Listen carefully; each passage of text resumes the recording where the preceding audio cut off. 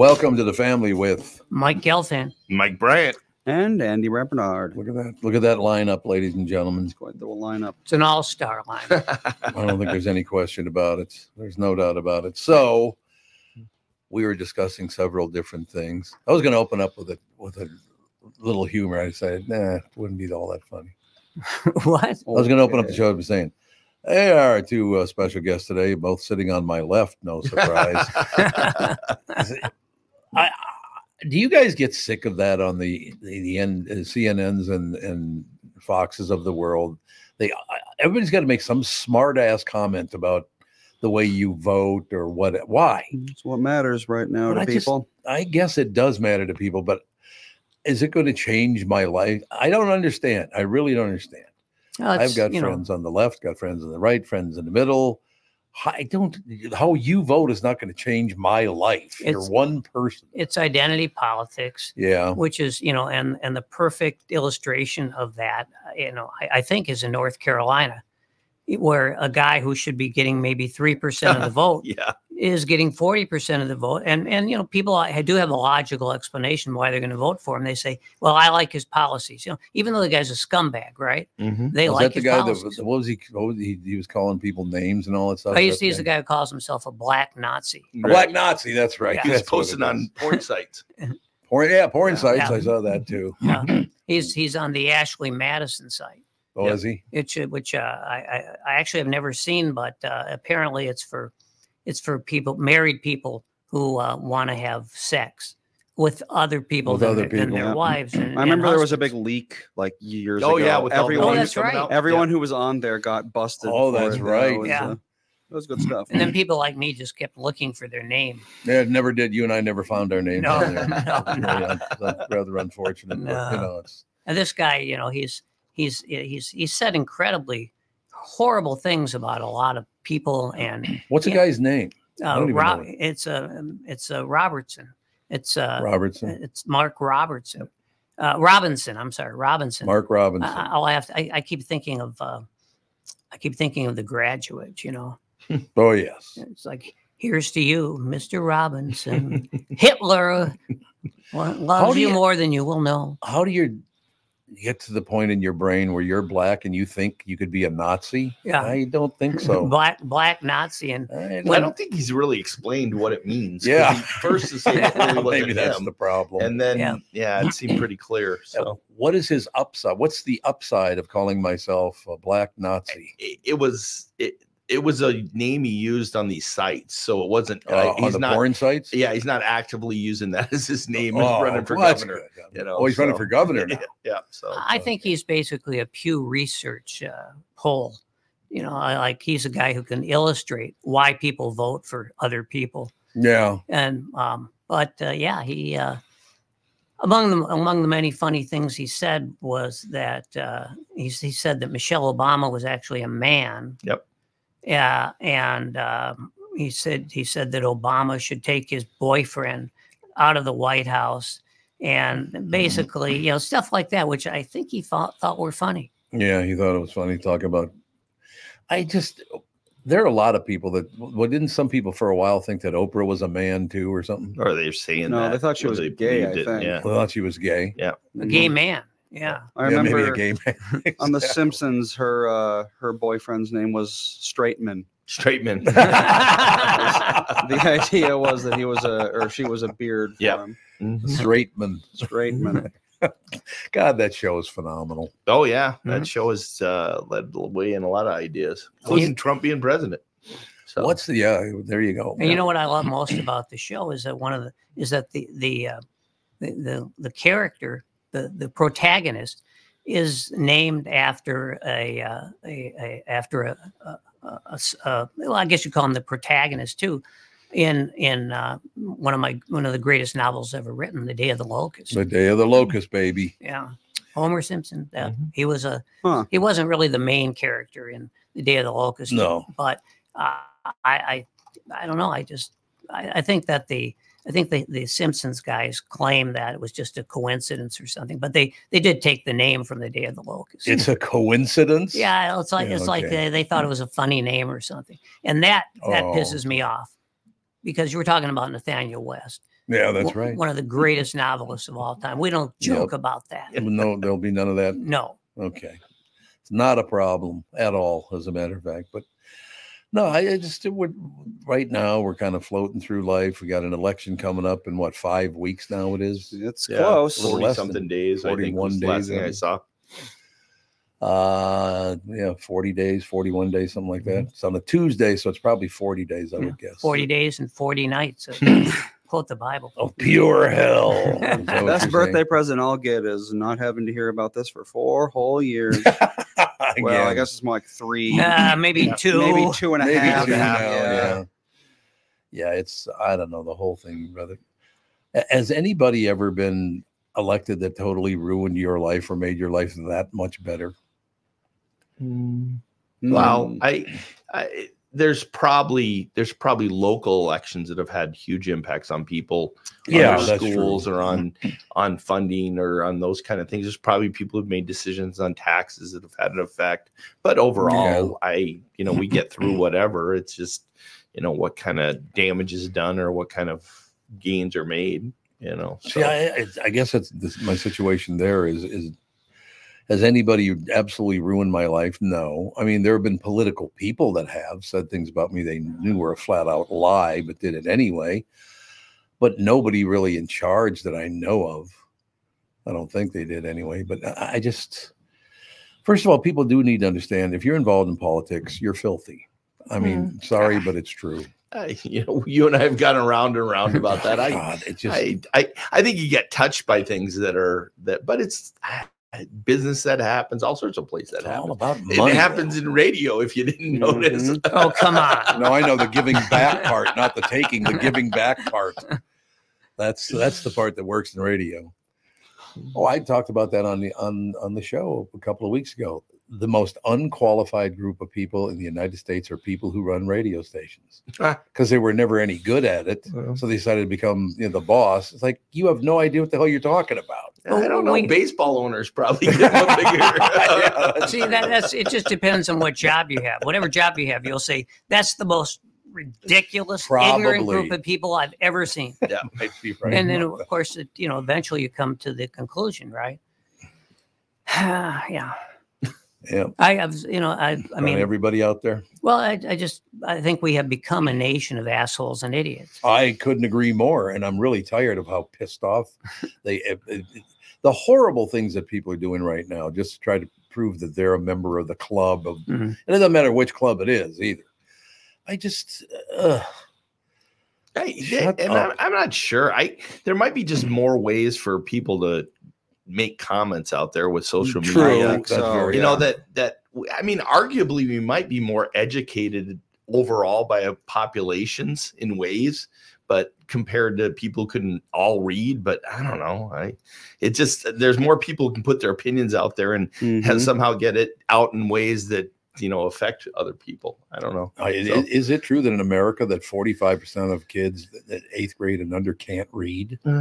45%. I wonder what it was 50 years ago, or what was it 100 years ago? I wonder. And the sad thing is they don't know it because they can't read. They can't read, exactly. They couldn't even read that. And they don't pay attention, so even if they heard it, they wouldn't be paying attention anyway. No.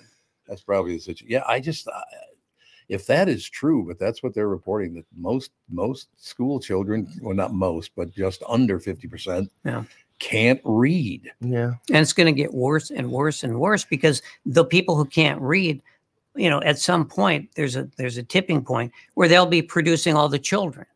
And if they can't read, their kids aren't going to be able to read. You are correct about that. According to this site, I don't know how accurate it is. It's the Reading is Fundamental Literacy Network. But they say 67% of 4th graders read below grade level. Oh, geez. And 43% of adults are functionally illiterate. So it's 43. I thought it was 45. How do you get through life without reading? I do not know. Like, what? There's been, all sorts of, union workers and people workers that have been able to go without reading because they didn't need to read in their job. Yep. But now how do you what do you? Well, the modern, the modern, I like horse racing, as you know, and now I do sometimes. Yeah, exactly. Sometimes. Yeah. Well, the thing is, if you bet most days, and you're betting, say, I don't know, like 50,000 a year, and probably just breaking even. It doesn't really mean anything. But what's happening is that a lot of the horse racing sites now have gone to wordless designs. So like me, I like I hate that. Yeah, I can't stand it. And you see it all over the place. Like if you go on the ESPN site or something, or you watch the Fox site and they show they show all the scores of all the games. Mm-hmm. They just use like the icon. And so I don't know. Huh. I don't know what that means when I see these little tiny icons of helmets. It means nothing to me. Yeah. How about words? Yeah. They're doing that with pretty much any furniture you have to assemble yourself. There's not a single word on the entire manual. Really? No, it's all icons, every single one. Well, and that way they don't have to publish, different languages. Well, yeah, so they save 75 cents per unit sold, Sure. but then we all have to be like, what the hell does this even mean? Yeah. Wow. Yep. It's not fun. Yeah, maybe I see that and don't think about what it is, but I think we should go to the opposite. No pictures, only words. Oh, Pictures, absolutely. only words. I'm all for that. You just have to use a lot of flowery prose to describe the thing that you're assembling. Well, you got AI now that just can put it together for you. Mhm. So, and you're seeing more and more of that now. Yeah, that's not good. I don't know. No, it depends on who you are and How you use it. And why what it do you does. need artificial intelligence when we already have genuine ignorance? Yeah, we got that locked right in. Yeah. Yeah. No question about that. I don't know. It's just, what the hell? It's just one of those situations I'm hoping after this severely over the top period that maybe people will realize, calm down. We're going to have to work together somehow. Can't there be two people? There's got to be one Democrat and one Republican out there that could sit down and agree on things. Let them handle it. Well, they got to grant things at times. They have to. That's the way the country keeps going, so we don't have too long times with, our debt. And there are things they do agree on. It's just that, I don't know, some of it that's going on now is just extra contentious in ways I don't understand. Really is. Well, and now what you have is a slight majority that wants to keep the government running. And because, there's a huge number of congressmen who just want to shut everything down, which, of course, would pretty much destroy the finances of the whole country. So what would be the upside of shutting everything down? I know the downside. What's the upside? Well, the upside is that it would basically destroy government. And there's a lot of people out there, a lot of elected officials who simply want to shut down the government. They think because they believe in anarchy and they believe in that everything should be ruled by the wealthy. And that's the way to do it. The wealthy are already pretty much ruling everything anyway. Well, I'm just saying they want to take it to the next step. So it's only going to get worse. Well, we're not headed in the right direction. I mean, that's one thing that everybody agrees on. No, that's it kind of depends a little bit on where the next leadership comes from. Yeah. And who gets elected and who doesn't, and so we'll see. So then we're screwed because I looked at everybody who's running. It's not that exciting a list, I'll tell you that. Well, it depends. I mean, for the longest time, all I heard was I just want somebody different. I want somebody younger. I want somebody other than these two guys. And then they got somebody different than these two guys. And it's like, well, I don't like her either. So it's like, I think there's people that just don't like people overall, and it doesn't matter. You're right. And then there's other things that, we'll see. We'll see whether this all turns out. I don't know. I drove all the way to Bemidji yesterday. I know. I was got to see different pockets of signs that saw a number of flags and pickup trucks. Well, once you get past Elk River, there's only one sign. No, there was pockets in places where I saw different signs. Oh, that's interesting. But I do want to pull over the guys in pickup trucks with flags and just have them explain to me what patriotism is. Just explain it to me. Because apparently I'm not a patriot. I'm not an American. So tell me what it is, so but is there one person out there that we could all agree on and come together and say, I don't care, Democrat, Republican, whatever? Is there one person, if we got elected, everybody would make people at least feel better, not feel great maybe, but better. Well, but historically there's been very few of those. Very few. I mean, arguably that's what Hitler was, arguably, I mean, yeah, he never won an election. He got everybody, he never did. He got everybody all together marching in the same direction, just a little off on what he was doing. Not just a little off. He was a lot off. He was a lot off. I mean, there was a point after 9/11 where Bush kind of had that for a little while. Absolutely, for a long time. There's times when Clinton had that with things going around in the country or in the world. Oh, and Rudy Giuliani in New York, he was considered a hero. Then we found out he was just a scumbag. but at least he was considered a hero for some time. I guess. You ever met him? You have, yeah. I've met him a couple of times. What a prick! Yeah. He is just an arrogant pain in the ass. Yeah, I approached him because he looked up at me while he's changing his shoes, and I said, "Oh, sir, it was golfing. That's why he was changing his shoes." Well, I don't know why you're going to mention that, but I just for context because you're not shining context. Well, your Q factor just went down. It really did. There's no question about it. But yeah, he was not my kind of guy. A good way. That's why I don't understand people, like I said, with this, you're there and I'm here and we're completely separate. No, we're not completely separate. No, it's a lot of things that agree on, Settle down, everybody. Relax. We got some pretty harsh leadership on both sides, though, I think. That's another guy. I've had lunch with Donald Trump. He's nothing like that in person. That blustery, over the top, he's nothing like that at all in person. Why do we have to put on this fake deal? I don't get that either. Makes a lot of money doing what he does. Well, they make a lot of money, and that's the whole problem with all of this stuff. Now they all make so much money; it's just unbelievable. That may be true, but I feel I got good value with the Trump digital trading cards. You got them now? Are they digital trading cards now? Oh yeah. It's like. It's sort of like AI gone crazy. So they're like NFTs almost. Yeah. And you got you got these like illustrations of Trump, like holding the globe in his hand, that sort of thing. Trump, like hugging the flag. Well, I don't know if they're using that one. Oh, okay. It was somewhat controversial, but he's got all these things, and it's like I don't know who would want that, but he's making money off it. Yeah, but I mean, who could you be? Would anybody be all locked in on any of these candidates? I don't see how you possibly could. You mean like in a perfect world? Yeah. I mean, yes, like in a perfect member. I mean, you look at these people that are incredibly loyal to who they support. Incredibly. I mean, why? I was. I don't know, someplace in north of Brainerd, and there was a guy putting out a flag, and he had his whole group of flags out there, and I thought that guy is really deep into what he's doing. Yeah, not sure why, but he's deep into what he's doing. So maybe a little too deep. He really didn't look like kids. Things are better for him, but no, hopefully they'll get better. But that's the weird thing is that you ask people, and the people agree generally on both sides that the future doesn't look good for this country. It does not. And then you ask them, well, how about you? How are you doing like economically? People say, great, everything's great. Yeah. But everybody else apparently is just, maybe one scoop of peanut butter away from starvation. It's weird, which is it? No question.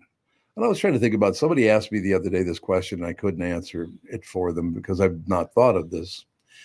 How much money does it take now to feel that you're outside of all that? It used to be like if you were a millionaire, you were outside of all that and you didn't have to worry about any of it. What is that number now? What would it mean to be outside of it? Like just doing whatever you want? Well, kind of, you have enough money to protect yourself legally and all the rest of that stuff.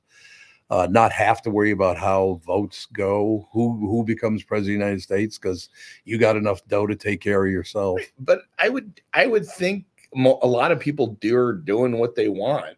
I think that's very if your true. True goal is I don't want to be a lawyer anymore, I don't want to be in radio anymore, I don't want to.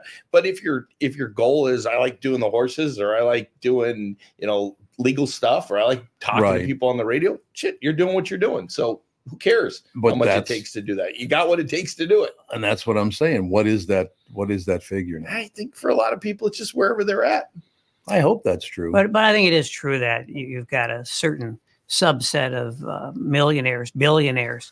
They don't really live in our world, and that's one of the problems. Is that they have so much, and they have so much influence, and they don't, they've never been in a grocery store. They don't drive on our highways. They don't fly on our planes. They don't eat our food, and I think that makes them simply gleefully unaware of what the average, but everybody else is doing. Is what the way we live doesn't mean a thing to them.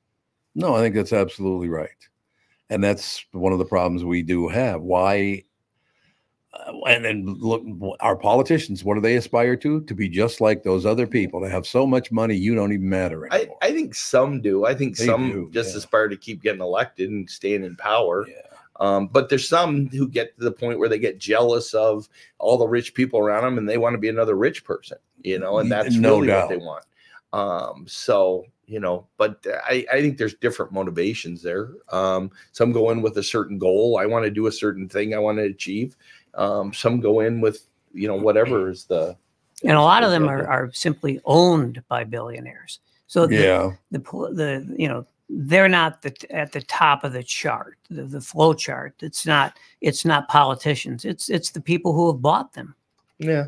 Well, you have to raise a lot of money to run. Well, yes. And I mean, when you got congressmen that are running every 2 years, they're always raising money. Always. There's never Andy talked about having a break after his birthday. They never get a break. They're raising money the day after they get elected or the day after they lose. They're raising money. And when you're raising money like that, there's things and you get people that go in that don't care about certain areas and they get money from somebody and they tell them this is how you should think about that, and they're like, I don't care. So that's how they raise their money. And those are the hedge fund people too. Oh yeah. And, oh God, yes. It's interesting. I think that there's about $100 million being spent to try to capture one electoral vote in Nebraska. I know, in Nebraska. Yeah. One electoral vote. Yeah, that's true.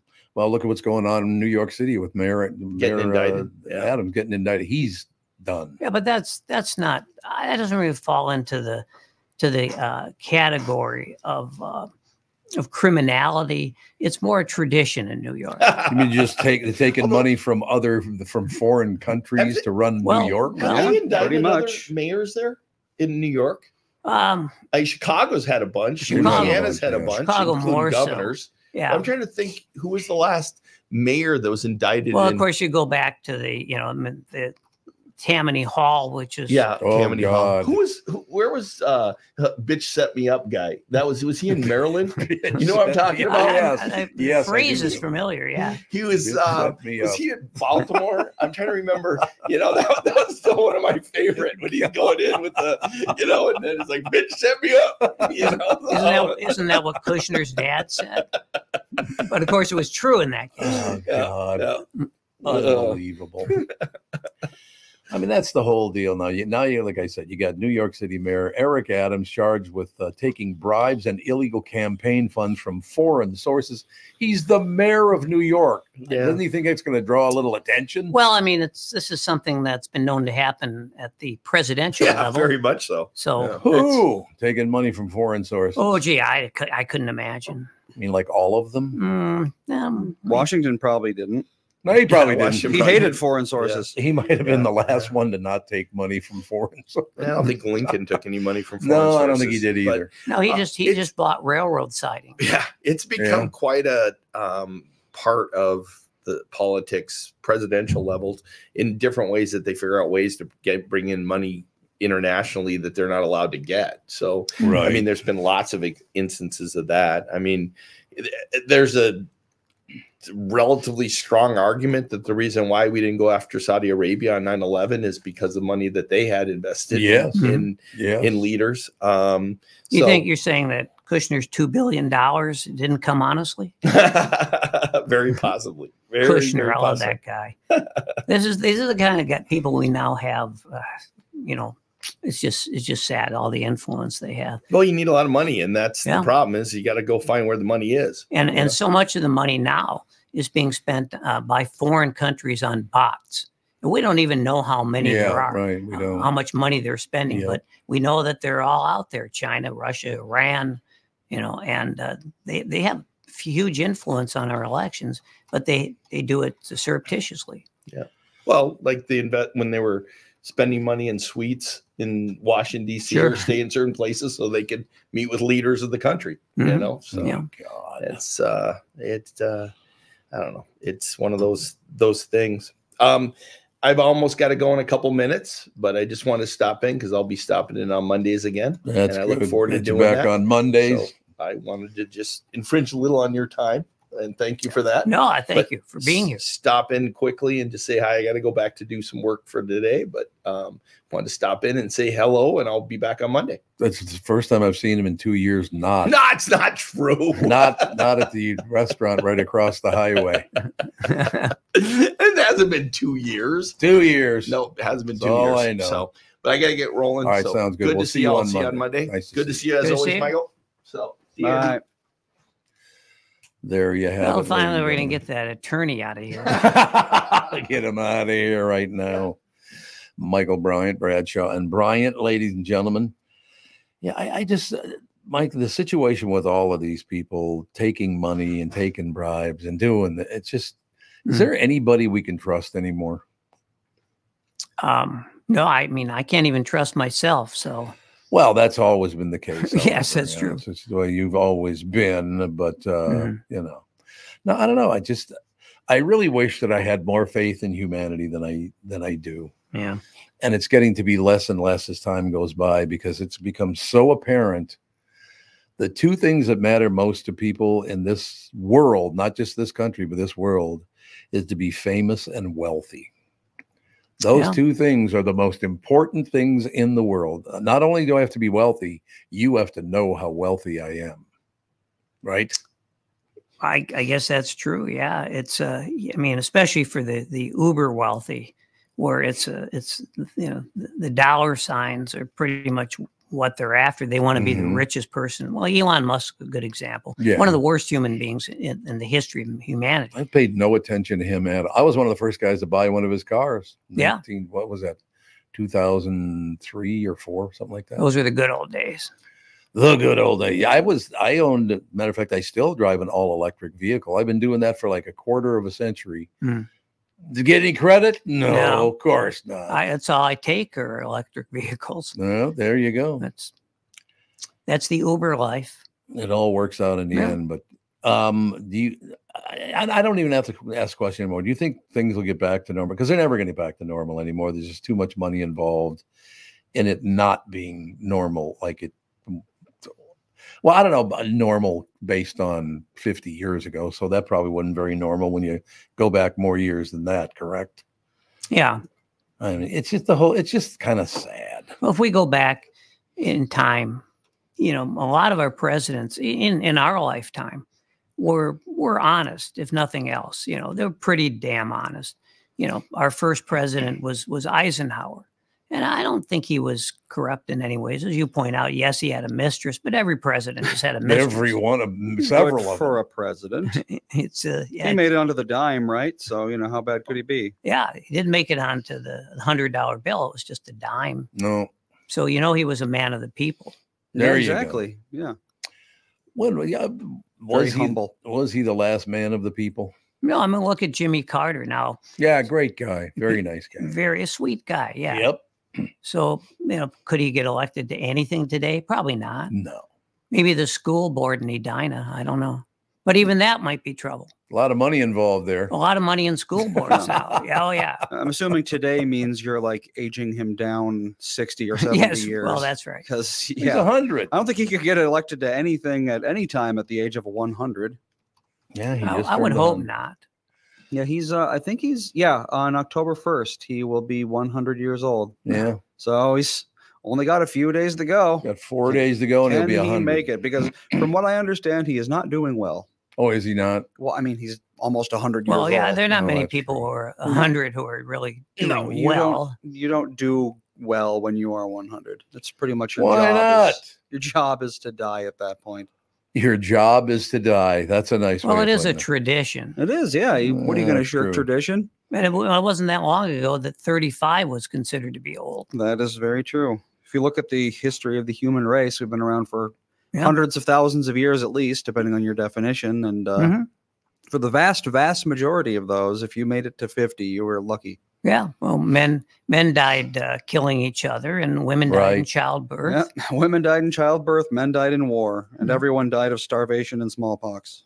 Yeah, well, that's right. It was a good time. Our ancestors spent basically every hour of every day trying to survive, trying to get enough calories. Yep. That's why people used to have 12 children. Yeah. 6 of them didn't make it to adulthood, and 3 or 4 of those probably died in adulthood. That's all true. Yeah. I always like to think about that when people are complaining on the internet about how hard their life is because they can't afford Netflix or whatever. It's like if you were born even just 100 years ago, you would be witnessing things that you can't even comprehend. I do remember the pickup truck scene in The Grapes of Wrath when Ma's in the back. That's a great scene. Rocking chair. Yeah. And one kid turns to the other and says, "I'm really worried about Ma." And the other guy says, "Well, you're going to have to understand. She's going to turn 55 right around the corner. She won't be with us much longer." Yeah. She's 55. It's like, oh my God. And the thing is, you talk about going back. Look, it was a little more than 100 years ago that my grandfather was killed by a drunk surgeon.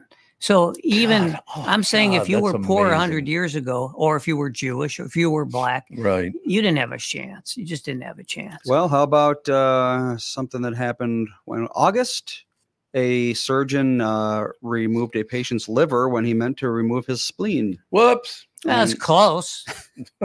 Same color. They look more or less the same. But yeah, he took the guy's liver out. And of course, the guy died because you cannot live without a liver. But, you know, when my grandfather was killed by a drunk surgeon, it didn't make the newspaper. Oh, I bet not. No. Yeah, there were no stories about that. There wasn't the local Star Tribune North Minneapolis version.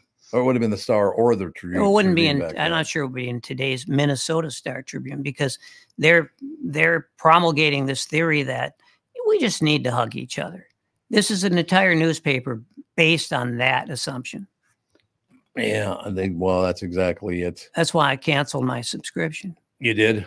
Yeah, I canceled it when I couldn't take it anymore. When they brought in the guy from Ohio to be the opinion editor, a guy who'd never set foot in Minnesota. Yeah. And now now he's writing columns about how wonderful people in Minnesota are. Oh, and he decided they really shouldn't endorse political candidates anymore. Well, the Star Tribune doesn't? No, they don't believe in that. They believe people should make the decision themselves. And it's kind of a newspaper tradition, you know, that you endorse someone. And I think it's a pretty good tradition. I don't think every newspaper has to do it. And I certainly don't think you have to do it for, you know, every election of, you know, going right up and down the line. You know, things like that. But if it's something you feel strongly about or something that needs to be said, yeah.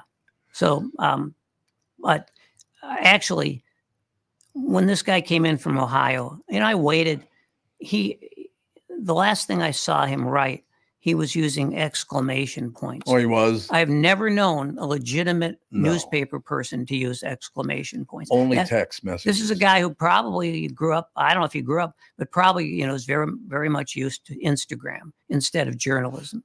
We don't need that. Well, that's one of my favorite quotes from Marley and Me. Yeah. Because the guy in that movie works at a newspaper. Mm-hmm. And he said that using an exclamation mark is like laughing at your own joke. Yeah. And it's very true. Yeah. It's good. Yeah. Like I said, the only time I ever do that is on text messages.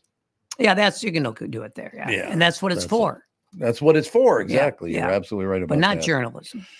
So I'm just looking down at the very positive things about being a Minnesotan right now because tropical weather, latest Hurricane Helene is upgraded to a Category 2 as it heads toward the west coast of Florida. At least it's the right coast for you, though. Oh, it's going to rain like a sunbitch over on the other side, too. I can guarantee you that. Yeah. I will never forget many. So we bought a place like 27 years ago down in Florida, and the woman watching it, the hurricane passed through, and I called her up and I said, "So tell me about the house. Tell me the truth." She goes, "You know, you ain't going to like this, but it's gone. Your house is destroyed." Whoa. Got there, the front window was broken. There was one window broken. You remember that, Andy? Yep. One window was broken, and she said the house was destroyed. Yeah, that was over on Fairway Terrace. Fairway Terrace. Yep. That's exactly right. The greatest example of how everything can and is going wrong is in Galveston.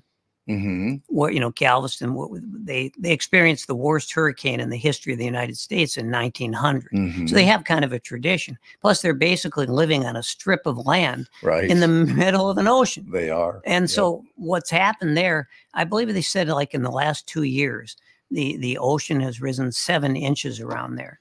7 inches. And because part of it is obviously the global warming, the ocean, it's rising, but also in Galveston, especially, the ground is sinking.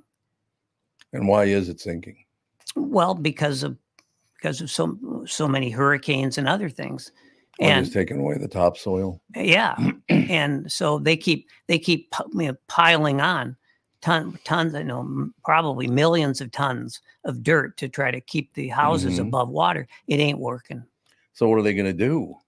What they're going to have to do eventually is not live there. Since 1836, more than 3,200 square miles have subsided by more than a foot. Jesus. In that area. Yeah. Because apparently the groundwater is like receding. Sure. Yep. Why is the groundwater receding? That's just something that happens. Water tables shift. That's not very good news. Could it be shifting beneath us right now? Well, no, we're not close enough to the water table to care. Well, the water table's rather low here, but like when you're right next to the ocean, at any moment, basically, that water table can just it can shift up or down, and bad things happen. Yes, there's no question about that. I just I don't know. We'll just. Oh, I just saw some Hoda Kotb. You know Hoda Kotb? I actually, I feel like I've never heard of her until I read the story today. Oh, you read it today? That this would be her last year on the show. Yeah, Hoda Kotb, a fixture at NBC for more than 2 decades, says she will be leaving her morning show perch on the Today Show early next year, telling staffers it's time. So it's nothing driving her out. She just figures it's time to go. Well, she's been there, what, 17 years? Yeah, something like that. It's amazing that you can do that. The thing is, like I say, I've never seen it because I've never seen any television before like noon. Yeah. No, that's true. So I'm not aware of these things. But apparently these people are fairly important influencers in their own way. Yeah, I suppose that's true. I don't know. Have you seen her? You familiar with her gig? No. That's because you're working in the morning. Yeah, because I work in the morning. That's exactly right. But why did I do that? Because podcasting, you can be on any time you want. Why did I agree to do it in the morning? That was kind of stupid. Well, we used to do it. We've done it pretty much every time of the day there is. We've done it early in the morning. We've done it in the late afternoon. We've done it right at noon. Well, morning radio, of course, was where the listeners were. No, but yeah, for the morning radio, you can't really avoid that. That's back in the day. But now, with a podcast, you can do it anytime you want. Yeah. You can do it anytime you want, which is we'll probably shift that, do maybe the morning show at the same time because it's 9:45. That's pretty convenient for everybody. We should probably do the other show after the family show, I would think. I don't know. We'll have to figure it out. I tell my my friends who are of a certain age, say, well, you got to listen to the podcast. The Today is really good. And they say, well, and they always say like, well, how do I do it? How do I do it? And I tell them, the easiest way to do it. And they say, yeah, but I'm never, I'm never up at that hour. And I say, you don't have to be up. You don't have to be up either. But it's hard to get through. Well, it is. It'll get easier and easier, obviously. Oh, absolutely, yeah. There's no question about that. I mean, it's going to be all podcasts eventually, but there are tens and tens of thousands, about millions of them probably out there already, because almost everybody now that's famous has a podcast. And a lot of people who aren't, because it doesn't cost much. No. Well, the fourth most listened podcast on Spotify right now, I believe, is Talk Tua. Do either of you have any idea what I'm talking about? Talk Tua? Talk Tua. Is that about the Miami Dolphins quarterback? I know. Mike from Blaine knows what I'm talking about. I don't know if anyone else in chat does. But so there's this internet meme. I don't know why it's so famous because it's the dumbest thing in the world. some guy was at like some sort of event and he was doing like a man on the street thing. And he asks this woman, like, what's the most surprising thing you can do in bed? And she says, you got to give him the hawk tua and spit on that thing. Oh, I get it. Yeah. Hawk tua. Hawk tua. Hawk tua. So now she has her own podcast and she has her own like line of products. I believe she is absolutely everywhere. Because she's hawk tua. Because she said hawk tua, and people think that's just the funniest thing in the world. I became familiar with hawk when I was in 7th grade and at University High School. And at like 8 in the morning, we went down, we would march down from University High School on 14th Avenue and University. We'd go down to Cook Hall, you know where that is. Yep. And we were gifted with this tremendous opportunity to swim naked, of course. Oh, yes. I was at Franklin Junior High School. That you had to swim naked. Yeah. I would have been okay if it had been co-ed, but yeah, it was not. And we'd hop into the pool where it was like, well, they hadn't really turned on the heat in the pool yet. And this was only during the winter quarter. Oh, God. So it was not very pleasant. It was worse for me. Absolutely worse for me because I was the only one in the pool who couldn't see everyone else's penis. So I was at a disadvantage there, you know? Yeah. I mean, literally, I couldn't see a thing because I had to take my glasses off. Yeah. But I remember our gym teacher, I believe he was of Southern origin. And he blew the whistle. We were all playing polo, water polo or something. He blew the whistle and everybody was silent. And he said, Hoppy, did you just hawk in that pool? Hawking in the pool, and we thought baby. It was the funniest thing we'd ever heard. Hawking up a lung. Yeah. Yeah. That's word for, oh my God, that guy just hawked up a lung. Yeah. I do remember that. No question about it. Or a loogie. Yeah. Loogie. Yep. That was another one. Yep. All right. I got to run this headline by you guys because I don't know what they mean by this and why they would be thinking this.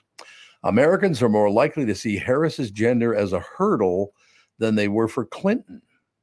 Why all these years later would you consider a woman to not be in as great a shape as the woman was 8 years ago? I don't think that's what's being said. I think people are more likely to assume that people wouldn't vote for a woman. So that's what they're assuming. They see it as a hurdle because they assume that everyone is sexist, because that's kind of what people are trained to feel. Oh, so this is just another opinion that has no basis. But the whole thing Pretty oh, well, Clinton, you know, she was a woman. She couldn't get elected. She won the popular vote. So that isn't true. I mean, you know, if you win the popular vote, you should have a chance to get elected. Yeah, and she won the popular vote while being Hillary Clinton. So it's like, you know, it's a major handicap right there. And she wasn't exactly a person of the people. No, not a sweetheart. No, she was not. If it had been any other woman in the country, she probably would have won. Yeah. You might be right about that. Americans are more likely to believe that being a woman will hurt Kamala Harris. Chances in the November election compared with 8 years ago when Hillary Clinton was running, and they are more likely to believe that Donald Trump's gender will help him. A new poll from the Associated Press NORC Center for Public Affairs Research indicates a shift in attitudes among U.S. adults in the time between the candidacies of the first and second female major party nominees. The only argument I have with that, from what I understand and what I've been reading, right, I know where you're going, is that particularly white men and white women, white women are all voting Democrat and white men are all voting Republican. Well, and you know, breaking it down, women by a large margin are going to vote for a woman. Yes. So that it's true that there's probably a lot of old guys who wouldn't vote for a woman, but they are totally canceled out by the women. They're absolutely, right, absolutely. That's why I understand why they think this is going to be a problem. No, her being a woman does nothing but help her. That's what I'm thinking. Yeah, I think so. If you took the exact same person and put it in a man's body, no one would like him at all. I mean, aside from just like the standard, you know, I'm going to vote left or right because that's what I do every time. But yeah, I mean, no one liked her 6 months ago. It wasn't until she became the one who's going to be running against Trump that anyone started caring about her. You know, what's interesting is I used to back in the day, I'd go, oh, so-and-so is going to be on, I have to watch this. There's not a politician out there that they're going to be on one of the big shows. I go, oh, I got to watch it. No, I just don't care about them anymore. And by the way, who reads those books? I don't know. Anytime I walk by the bookstore, you know, Barnes and Noble, I walk by there all the time on my way to Punch Pizza. And of course, yeah, and I always see in the window, I see the latest book by the latest politician, and I think that the books are simply purchased by the politicians' promoters, so that they can give them out. But who would read that crap? I don't know who reads any of these books, and from what I understand, books do not sell all that well anymore. Well, yeah, I wonder why. If you can't read, you're probably not going to buy a book. There you go. To buy a book if you can't read, you just got to make it on first grade reading level. I suppose there are some certain pockets where they still sell enough books. Well, there are genres that sell really well. Oh, absolutely. Like mystery novels. They'll buy the people who love mystery novels. I mean, the real true addicts. They don't care who wrote it. I mean, they'll buy anything because the thing is, there's some really great mystery writers, and about 98.9% are just awful. But that's true of everything. Yeah, that is true of everything. Why did they have to reveal that J.D. Salinger was so creepy around women? I loved him until I found that out. I guess he was really creepy around women. Well, I think it was kind of, we knew about it, or it was sort of known about when he was hanging out with that college girl when he was like 55 years old or something. Well, there was that. And they had that long relationship, I think. Maybe he just found her intellectually stimulating. That's what I think. Or maybe she just felt alienated like all of us who love J.D. Salinger. There you go. I mean, there was the perfect book, Catcher in the Rye, if you were 14. It was. Oh, God, yes. And you felt, it doesn't matter who you were going to feel alienated at that age. 9 Stories, another wonderful book. Yeah. But I guess Salinger was a little difficult to deal with in person, especially around chicks, man. But that's true of so many authors. Well, that's true. When I read Steinbeck, I never would have known that he was a notorious roue. No? Oh, no. And of course, those were the days when if you wrote a great book, which obviously he did, Grapes of Wrath is one of the greatest books ever written. But people, you'd sell like 500,000 books in a week. Oh, yes. I don't think that's going to happen anymore. Not even close. So anymore. he was famous, and women tended to gravitate toward him, and he took advantage. The only good news that for the current day people is a book now costs $40. In the days when they sold 500,000, they were about 75 cents. Yeah. So, I mean, that's the big difference there. Well, and of course, the only books I can read anymore are on Kindle. So, those are much cheaper. Are they? Yeah. Yeah. About usually $12, $13 gets the job done. Not if it's a really huge seller and it's just been out. Yeah. Then you got to wait a while. Yeah. But yeah, but you're right. I mean, it's, price, it's like price of everything. Yeah. What is a hamburger at McDonald's now? Somebody told me it's like $5. That's probably about right. I think that's the meal deal is now $5. And that's a deal. To be $1? Yes. It was the dollar deal. Yeah, absolutely. It was a $1 deal. Yeah. First time I ever went to a McDonald's, I do remember, I think the burgers were 15 cents. Could be. Well, I think the first time we had a White Castle hamburger, it was like 8 cents. 8 cents, yeah. Yeah, I think it was 8 cents for quite a while. You can get one of those for an Eisenhower.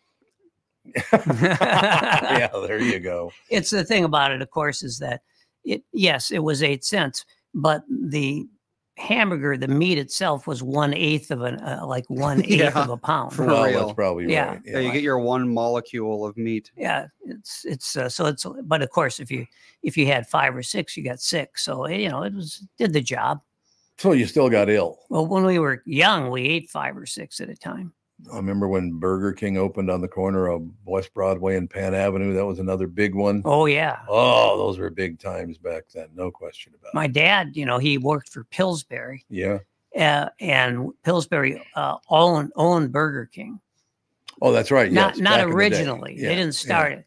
And my dad said that, he felt like he had an obligation. This is my dad speaking, so you kind of had to know him, but he felt he had an obligation to eat one of those hamburgers. Sure. Naturally, I mean, he would never, ever have eaten one. My dad, he was hip to the jive, you are what you eat, right? Hip to the jive, baby. And because I was his son, I have never had a McDonald's hamburger. So I'm not big on them either. French fries are good. Yeah, they are. That I've had. But my dad went into the Burger King and he ate the hamburger and he said, never again. Yeah, he didn't get what it was about. And no, I could see that. And I never got what McDonald's was about. Like I'm just eating ketchup and mustard with some onions and a little bit of meat. No, it's true. I didn't see it, but there's something addictive about it. And look, the fries are still the best ever. McDonald's has the best fries out there of any of those joints. There's no question about it. When we go out for a burger, Catherine and I go to Red Cow. Red Cow, okay. Fantastic. Never been there. Oh yeah, well, there's one in your neighborhood, I believe. Oh, yeah, I think you're right. It's not that far from you. It's just good stuff. Look, let's be honest. When you and I were kids, most of the food in Minnesota restaurants was terrible. And then all of a sudden it got better when we were about, I don't know, 10, 12 years old, something like that. I mean, there were great places like Charlie's and Murray's and all that kind of stuff. Yeah. And over in St. Paul, same situation. But I mean, food in this market now is the best it's ever been. And it's kind of true in a lot of other places. Like I was shocked to read that there was this great New York style delicatessen in Fargo. In Fargo? Famous place. Which just closed because they just closed the restaurant after like one of the owners and the chef got into a physical fight, and so they just closed it down. But this was a restaurant that was getting 5 stars by Michelin. This was a world famous apparently. But how would we know what's going on in Fargo? I bet you that wasn't. I wonder if that was on the West End, because I was thinking there was a very nice restaurant out there back in the day. That's probably it. And then, of course, in Grand Forks, North Dakota, there was the Spud Bar. Get it? Because potatoes in North Dakota. Get it? Absolutely, yeah. That was an interesting era. Probably a lot of Irish people went there. Let me think. I'll get back to you on that one. Not a lot of Irish people in Grand Forks, North Dakota. Well, I just figure, you sell potatoes and they just come right out of the woodwork. Come out of the woodwork anyway. Yeah, that was an interesting time in my life, living in Grand Forks and Fargo and all those kinds of you paid places. your dues. Paid my dues, learned a lot. There's no question about it. But, we'll see where that all ends up. How long were you in Grand Forks? About a year. That's a long time. I was in Grand Forks for about a year. And I was in Fargo probably a couple of years. I think it was a couple of years. But yeah, I liked them both. They were very, very nice towns, no question. Well, you got to meet some interesting people in Grand Forks. Yes, I did. No doubt about it. And then there was a situation where, I worked in Rochester, Minnesota, but I didn't live there. I drove back and forth every night. Ooh. What is that, about an 80-mile drive, something like that? I was going to say it could be, especially in those days, and you're living in North Minneapolis, that could be a 90-minute drive. Oh, that was a long time. Yeah. That was a lot of fun, though. I was trying to think. KWEB, was that K-Web? I think. I don't remember. I have no idea. I think Rochester was a little different then, though. Well, the hospital hadn't completely taken it over yet. Yeah, that's what I'm saying. Well, you're absolutely right about that. They pretty much own the town. They pretty much own that town, no question. If they say, hey, we'd like the local government here to give us, $28 million to build a new annex to our hospital. Right. But they get it. Yeah, they have whatever they want, they get. Which is odd because, they've got all these oil sheiks coming in there. And I'm sure they're paying a top dollar. Were you on the show when that what do they call it again? It used to be called the maid service, but it's not called that anymore. What's it called? Room. Oh yeah. What the hell room did they service? Just not room something service. Down service and yeah. Yeah, turn down service. Turn down service. Yeah, turn down service. Yeah, that's it. Yeah. But yeah, and I've told the story a million times, but it's worth telling again.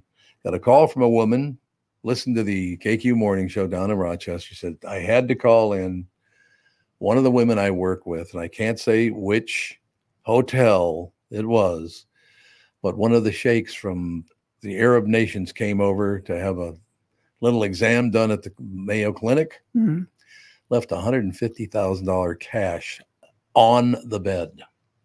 That's a pretty nice tip. I've never even won that much in a day at a racetrack. 150 grand. I've never won 1% of it. Who would have ever thought? That is crazy. Yeah, I guess if it doesn't mean anything to you.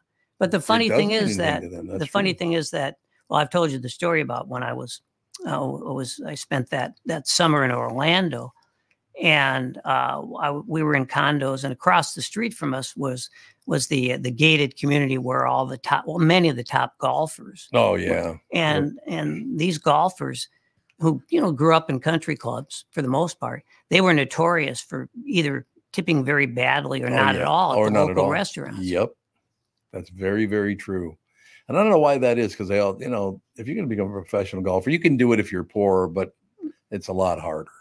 I would think so. Yeah. No question about it. There's a few, but there's a reason why the few of them who didn't grow up at country clubs are famous just for not growing up at a country club. That is true. And it goes down to the local level. I mean, when, my kids played high school tennis and but at St. Louis Park, but the only club that any of these kids had ever belonged to was like Sam's Club, right? Sure. But you get then the Edina team rolls into St. Louis Park, or the Minnetonka team, or the Wayzata team. These are all kids who grew up playing tennis like from the time they were 3 at a country club. And needless to say, the St. Louis Park kids didn't win a whole lot of matches. No, I can imagine that's true. Any closing words, Andy? I don't believe so. All right. That is going to do it for today. We'll talk to you tomorrow. Mm-hmm.